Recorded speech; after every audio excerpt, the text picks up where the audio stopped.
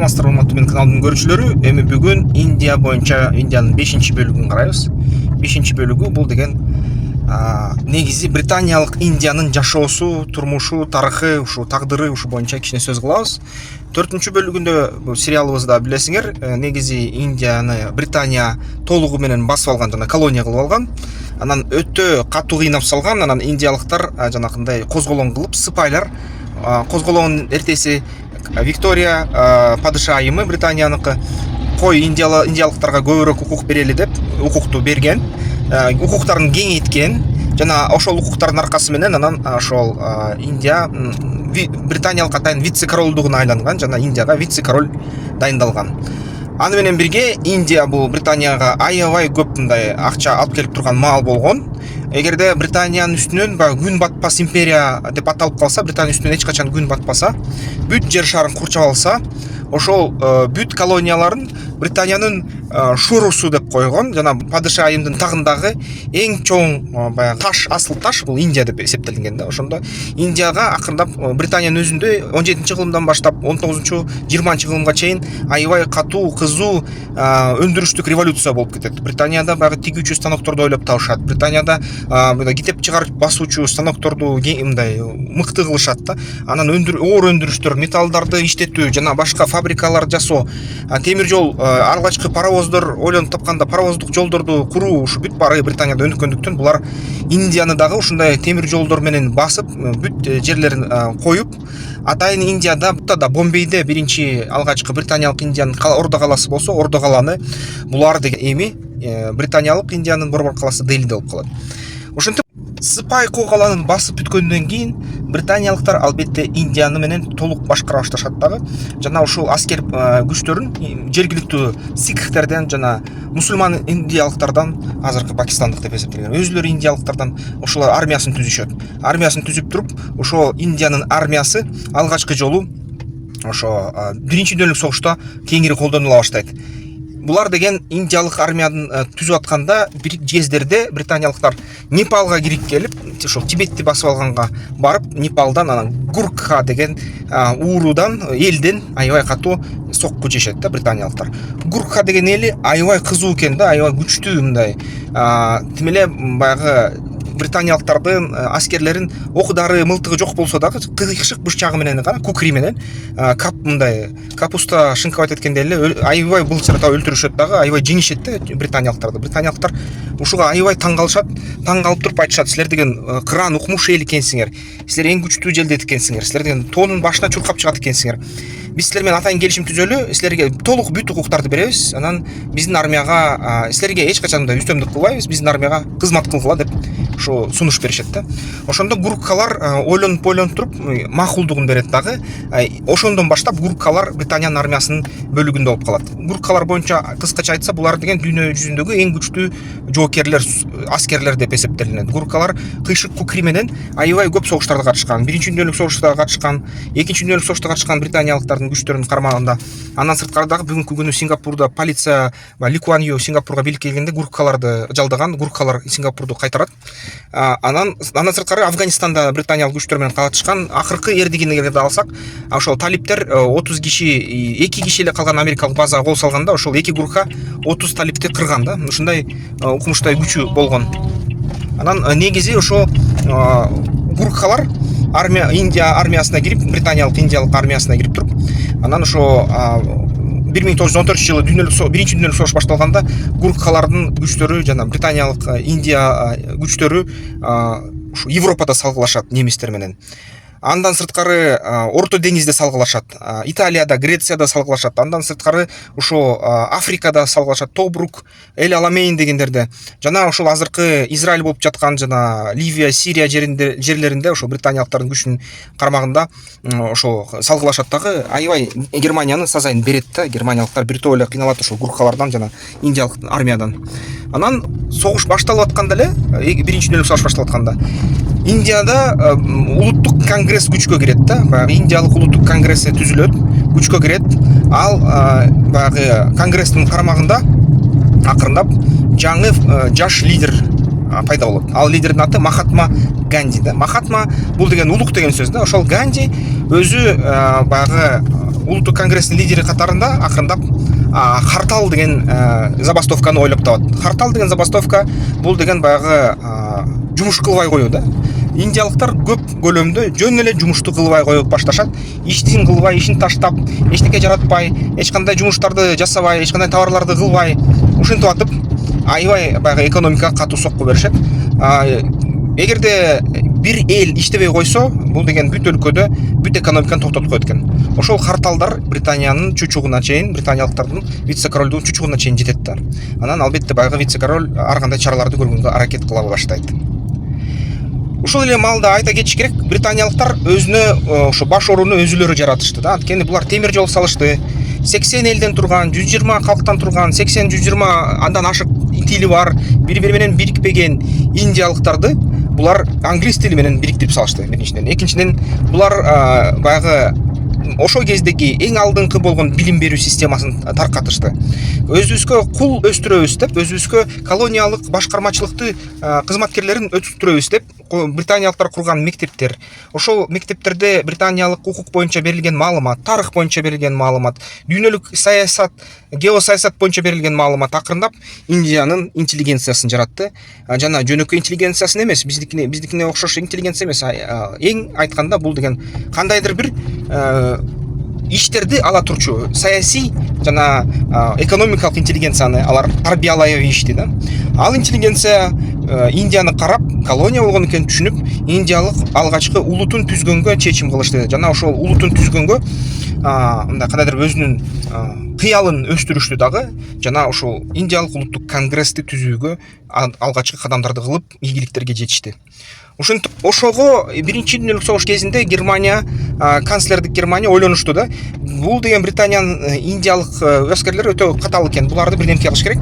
Биз билишибиз боюнча Индияда улуттук конгресс өсүп жатат, жаңы элит өсүп жатат. Ошол элитага кыялы бар экен, Индияны бошотобуз деген, ошолорго жардам берели деп туруп, алар акча, курал, атайын билим баягы бере башташат да. Акырындап агенттер жибере башташат. Ал агенттер ушул келип индиялыктарга улуттук боштондук үчүн күрөшкүлө, Германия силерге жардам берет, акча берет, курал берет деп ушундай убадаларын берип баштайт да. Ошондо алгачкы баягы Британия өкмөтү ошо активисттерди, мындай айтканда оппозицияны камай баштайт да. Камай баштаганда оппозициянын көп мындай лидерлери Германияга качышат. Германияга качып туруп, Германиядан атайын окутууларды өтө башташат да, баягы өзүнүн өлкөсүнө эгемендүүлүктү алып келиш үчүн. Ушундай иш аракеттер башталат.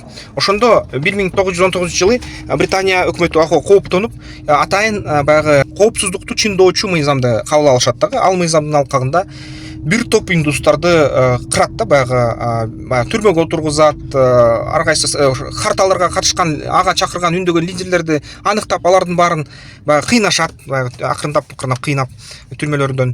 Ушинтип атса, негизи Ганди Харталдардан баш тартууга аргасыз болот. Анткени акырындап баягы британиялык өкмөт күч колдонуп баштап, кишилер өлө баштайт. Ал Британиянын өкмөтүнүн колунан, колониалдык администрациянын колунан. Анан ошол кишилер өлүп баштаганда Махатма Ганди ушул Харталды жокко чыгарса дагы, баары бир ошонун аркасы менен баягы Пенджабта чоң кан төгүү болуп кетет. Ошондо британиялыктар чыдабай, Амритсар деген ошол Пенджабта шаарда 13 апрелде 1919 жылы ошол британиялык колониалдык администрациясынын генералы Реджинальд Дайер деген күч колдонуп ийет дагы, 400 индиялык жаранды атып салышат да. Ушул нерсе Британияга чейин жетет. Британиядагы баягы падыша айымга жетип, парламентке жетип, ал жерден катуу дискуссия башталат да. Биз деген Индияга ушундай кан төгүп, ушундай мыкачылыкты жасай беребизби? Кичине туура эмес ишти болуп аткан сыйт деп. Ошондой сөздөрдүн аркасы менен анан баягы Индиялык улуттук конгресс жана башка саясий күчтөр акырындап, булар британиялыктар кичине бизден жеңилеп баштаптыр. Буларга биз деген Индияга биз деген эгемендүүлүктү алып келе алат турбайбызбы деп туруп, ушул улуттук Британияга каршылык кыймылды, революциялык кыймылды, баягы улуттук боштондук күрөштү баштоону жарыялашат дагы. Ошол жарыялагандан кийин британиялыктар туят эмне кылабыз, кандай айласын табабыз деп ой жүгүртө башташат. Ошондо миллиондогон индиялык жарандар, индустар, ар кайсы мусулмандар, буддисттер, бахайлер жана башкалар, ошо индуисттер, алар сикхтер, бир нече ичинде Индияда элдер бар, динчилер бар, диндердин баягы жактоочулары бар. Алардын баары бир жеңден баягы кол чыгарып, бир жакадан баш чыгарып, ошо толук Махатма Гандиге баш ийишет дагы. Аны миллиондогон адамдар, индустар Махатма Ганди эмне гана дебесин баарын тыңшап турушат да. Ошондо Махатма Ганди сатьяграха деген кыймылды жарыялайт. Сатьяграха бул деген негизи баягы күч колдонбоо идеологиясынын негизинде, ахисма деген идеологиясынын негизинде ушундай чоң улуттук забастовкалар башталат да. Сатьяграха деген эмне бул? Элестеткиле, Махатма Ганди бир сөз айтса эле, аны тыңшап эле көчөнүн ичине миллиондогон кишилер чыга баштайт. Миллиондогон кишилер ошо баягы британиялык өкмөт эмне кылса да, атса да, өлтүрсө да, түрмөгө отургузса да, чачыратса да, баары эртеси күнү кайра чыгып, эчтекеден коркпой, өз жанын баягы тобокелдикке салып, башын сайып дегендей, ушундай иш аракеттерди алып барышат. Ушундай баягы Махатма Гандинин ар бир сөзүн тыңшап аткарышат. Ушуга бекем карманышат да индустар. Кармангандан кийин британиялык өкмөт түшүнөт да, биз буларды былчылдатып өлтүрсөк дагы майнап чыкпай атат эчтеке. Эч кандай мындай биз буларды кандай гана кыйнабасак дагы, атсак дагы, түрмөлөргө отургузсак дагы эчтеке кыла албай жатабыз. Булар деген бизди укпай атышат, биз деген эчтеке башкаруу жок. Биз деген буларды башкара албай атабыз. Эмне кылсак экен деп, анан ошо британиялык парламентте ар кандай дебаттар башталат да, сөздөр, талкуулоолор. Британиялык парламент өзү ойлойт да, биз деген мурункудай күч боло албай калдык. Биз деген мурункудай элдерди тээп, элтебер боло албай калдык. Булар элдер өзүнүн баягы улуттук кандайдыр бир аң сезимин карманып жатышат. Аң сезими пайда болуптур. Эмне кылабыз деп аябай катуу ушул падышайымга көп суроолор менен келе башташат да. Ошондо 1929-жылы Ирвинг, вице-король Лорд Ирвинг реформаларды өткөрөбүз дейт да. Реформаларды өткөрүп туруп Индияга доминион статусун беребиз деп ушул мыйзам долбоорун британиялык өкмөткө чыгарат.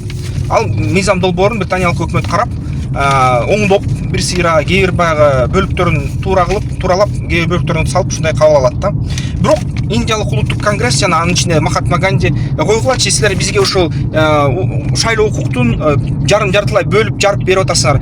Индиянын анык эгемендүүлүгү жана боштондуулугу үчүн биз деген ушундай бөлүп жарылып кичинекей бөлүктөргө бөлүнгөн укуктарга макул болбойбуз дейт да. Бизге же баарын бергиле, же эчтеке бербегиле.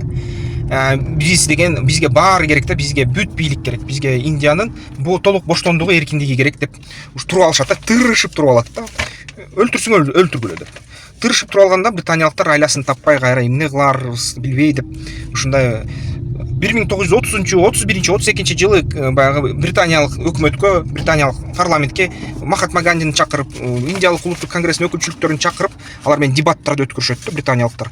Дебаттардан анан айтышат: силер деген караңгысыңар, силерде билимиңер жок, силердин элиңердин баары жакыр. Биз силерге цивилизация алып келдик, биз силерге мындай кандайдыр бир билим алып келдик, биз силерге илим, биз силерге баягы модернизация алып келдик, заводдорду куруп атабыз, темир жолдорду куруп атабыз. Силер эч кимсиңер деп айтат да. Махатма Ганди жана башка ушул улуттук конгресстин өкүлдөрү айтат: эч ким болсок дагы өзгөчө бош, эркиндиктүү, эгемендүү эл болушубузду каалайбыз. Силер бизге үстөмдүк кылбайсыңар, бошоткула Индияны деп кечкеле сүйлөй беришет да. Анан ушинтип биринчи конференция өткөндөн кийин Ирвинг Ганди деген мыйзам долбоору кабыл алынат. Ал ушинтип Ганди Ирвинг пакты ишке кирет. Ал пакт боюнча саясий туткундарды британиялык өкмөт түрмөдөн чыгарыш керек болот, чыгарат. Ошол менен бирге ошо Гандинин убадасы боюнча карталдар токтотулат. Бирок көп убакка узабай Ганди кайра карталды жарыялайт. Кайра ошол пакт бузулат. Пакт кайра иштебей коет. Кайра ушундай баягы Индияга боштондук бергиле деген ушундай талаптар чыгат. Бул маалда Ганди өзүнүн саясий күчтүүлүгүн сезген болчу. Жана британиялыктар ушуга ынанат, сынат деп ишенген болчу. Ушул кездеги Гандинин бир кызыктуу сөзү бар. Ошол сөз азыр бүт цитатниктерден тапса болот. Ганди айтыптыр ушул кезде: башында дейт, сен ишти баштаганда сени карап баары каткырышат дейт да. Анан сени кайра ишиңди уланта берсең, бир сыйра карап туруп сага каршылык көрсөтө баштайт дейт. Анан бир маалда сен ишиңди уланта берсең, сени менен күрөшүшөт дейт. Анын акырында сен жеңесиң дейт. Ушундай сөздү айтыптыр Ганди. Анан ушул сөзгө эгерде карасак, Гандинин өзүнүн саясий тарыхы так ушундай болду да. Анан ушул Индиянын улуттук боштондук күрөшүнүн жана ошол күрөшкө көп салым кошкон кыймылдардын басымы менен Британияда Индияны башкаруу боюнча атайын мыйзам долбоору иштелип чыгат. Ал долбоор боюнча 1935 жылы бул Индияга жогорку кеңеш түзүүгө уруксат берилет британиялык өкмөт тарабынан. Индиянын жогорку кеңеши ушул индустардын эсебинен толукталат деп мыйзамда каралат дагы. Алгачкы жолу Британиянын кармагында турган Индиянын эли, ушундай элиталары ушул шайланып, акырында ошо Индиялык жогорку кеңешке алгачкы жолу депутат болуп келишет. Ошентип экинчи дүйнөлүк согуш башталат. Экинчи дүйнөлүк согуштан дагы Индиялык армияны Британия кошо согушка катыштырат. 3-сентябрда 1939 жылы Британия Индия менен биргеликте жана бүт британиялык колониялар менен биргеликте Германияга согушту жарыялайт. Согушту жарыялаганда албетте баягы индиялык аскерлер Германия Гитлердин аскерлери менен ошол катуу согушка киришишкенде ошол негизи улуттук Индиялык конгресс силер деген индустарды алдыга жылдырып атасыңар. Ошол алга жылдыртып, аларды биринчи өлүмгө, баягы өлгөнгө жумушап атасыңар деп британиялыктарга айып коет дагы. Жана ошол кандай колдонуп атасыңар, индиялык аскерлерди ушул боюнча отчет бергиле деп талап коет дагы. Ошол кезде индиялыктар, анын ичинде дагы ошол непалдыктар же болбосо гуркхалар. Билесиңер, ошол гуркхаларды мисалы үчүн азыр Facebook'тан карасак, бай кыргыздар мындай өзүнүн жолуна туруп алган, бүтүнөй турган кыргыздар ошо бүгүнкү күнү Эверестке барып атышат, Жомолунгмага Эверестке чыгып атышат тоого. Ошондо алардын жүктөрүн ошо шерпалар ташып жүрөт да. Шерпалар керек болсо ошол Эверестке күйүнүгө баягы чыгышат, түшүшөт, кайра чыгышат, кайра түшүшөт, кислородсуз эле. Ошол шерпалардын жакынкы тууганы жанакы эле гуркхалар да. Ошол гуркхалар анан Германияда чоң эрдиктерди кылаштырышат да, Германиянын армиясына каршы, индиялык армиянын ичинде. Бирок ошол менен болгондо дагы ушул эрдиги болуп германиялыктар аябай чоң жапа чексе дагы баары бир индиялык конгресс буга начар карайт дагы. Анан Британиядан ошол индиялык аскерлерди колдонбоого талап коет. Бирок согуш болуп жатат. Согуш болуп жатканда Британия өкмөтү угуп коймок беле.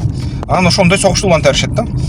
Анан 1940-жылы, 1940-жылдары конгресс, эгерде Британия ошондо биздин баягы Индия жарандарды ошо согушка катыштыра берсе, биз анда Британияга баш ийбейбиз деп дагы чоң забастовкаларды кыла баштайт. Махатма Ганди баш болуп. Индустар армияга келбей коюшат, баягы иштебей коюшат жумуштарда. Ошо забастовка биринен артынан бири болуп такыр иш жүрбөй, анан британиялыктар аябай ушуга жиди келишет дагы. Анан 1942 жылы март айында британиялык өкмөт, колониалдык өкмөт атайын баягы британиялык жалпы өкмөткө кайрылат да, бирдемке кылыш керек деп.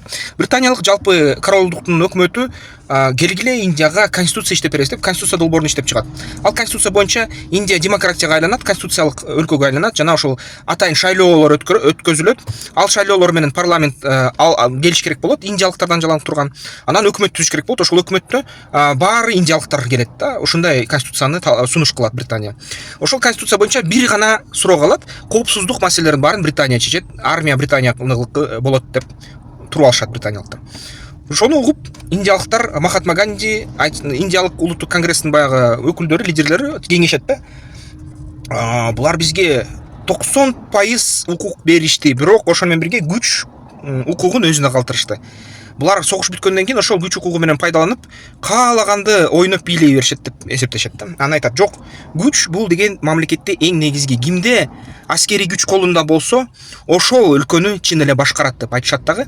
Каршы чыгып туруп макул болбой коюшат да. Айтат: "Жок, же бүт бийликти бересиңер, же эмне кылсаңар ошону кылгыла" дейт да Махатма Гандинин өнөктөштөрү. Ошонткенден кийин анан баары бир ал конституцияга макулдугун бербей коюшат. Анан улуттук индиялык конгресс баарын Британиянын ар кайсы сунуштарын четке каккандан кийин Британия айла жоктугунан кайра күч колдонууга барат да. Барып туруп Гандини жана башка лидерлерди улуттук конгресстин туткунга алып түрмөгө таштап коюшат да. Зындандан кармай беришет да. Зындандан кармап, кээрлерин кыйнап, кээрлерин өлтүрүп, кээрлерин ушинтип кармап турушат да. Анан албетте бул нерсе көпкө уза алган жок. Анткени 1942 жылдын 23 мартында Жапон аскерлери Андаман аралдарын басып алышты да. Андаман аралдары бул Индияга караштуучу, британиялык Индияга караштуучу. Анын ичинен Бирмада британиялык Индияга караштуучу, бүгүнкү күнү Мьянма деп аталган мамлекет картада. Ошол Бирмада британиялык колониялар болчу. Бирманы жапондор басып алат, жана британиялык армияны сүрүп чыгат, деңизге ыргытып салат. Британиялык армия качып баратып, деңиздин боюну менен ошол Индияга кайра кире келет. так ошол маалда Квантун армиясы болсо жапондордун армиясы ушул Кытайны Гоминдан каршы күрөшүп аткан болот. Ошол кезде Гоминданга Америка Штаттары жардам берип аткан болот. Ошол Гоминдан Кытайдын улуттук армиясы жапондордон качып баратып, кокус ошол Индия британиялыктардын армиясы менен кошулуп аралашып кетет да. Аралашып кеткенде 38 жана 22 Кытайдын дивизиялары ушинтип ошо Кытай менен Британия менен Индиянын армиясынын кармагына кирип калат. Ошолорго баягы жапондордун аскери кемелерин жүрүп өтүп, америкалык атайын кеме келет. Ал кемеде аскердик кемеде ок-дарылар, курал жана башка нерселер бар болот. Ошонун баарын ушул бөлүнүп кеткен армияга америкалыктар камсыздайт. Камсыздаганда албетте баягы ал аскерлер кеңешип, келгиле биртиктүү башкаруу, биртиктүү аскер башыны шайлайбыз деп. Анан анткени америкалыктар акча бөлгөндүктөн, алар негизги алардан баары көз каранды болгондуктан америкалыктар бийлесин биздин армияны дейт. Ошондо ошо Кытай, Индия, британиялык армиянын, аралаш армиянын башчысы америкалык генерал Джозеф Стилвелл болуп калат да. Ошондо британиялык Индияда америкалыктар башкарган кытайлык армия баягы түндүк региондун аскердик округдун армиясы деген башкармачылыгы деген ушундай түзүм пайда болот да, тарыхта калып калат. Ошондо бул баягы түзүлүм Кохим жана Импхал деген согуш аскерий операцияларга катышат. 1943 жылы Бенгалияда аябай катуу ачарчылык башталат да, анткени британиялыктардын көңүлү бүт согушта болчу. Акчанын баары ошо субсидиялар келбей Бенгалияга согушка кеткен болчу. Ошондуктан Бенгалияда баягы ачкарчылык болуп 1,5 миллион киши каза табат.